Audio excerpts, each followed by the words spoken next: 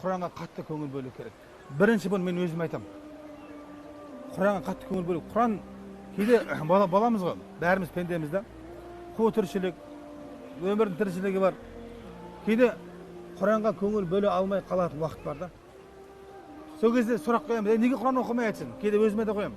Неге оқымай жатсың? Сылтауымыз көп та, мен былай істеп жатырмын, мен былай істеп жатырмын да. Бірақ бір мәселе де, сол Құран бізден не үшін кетіп қалып жатыр? Алланың сөзі неге бізден кетіп қалып жатыр? Сұрақта бұл. Өйткені, егерде біздің күнімізде береке болса, Құран тұру керек та. Өйткені Құраннан үлкен береке жоқ та. Құран тұру керек. Құран оқымай жатырық па? Біз сылтау емес, өзімізге қарай амалымызға. Өйткені уақыт жетеді бәрімізде.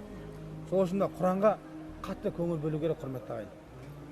Біздің де осы сабақта алғаш Құран бастауымыздың себебі бәріне. Өйткені бұл негізгі білім.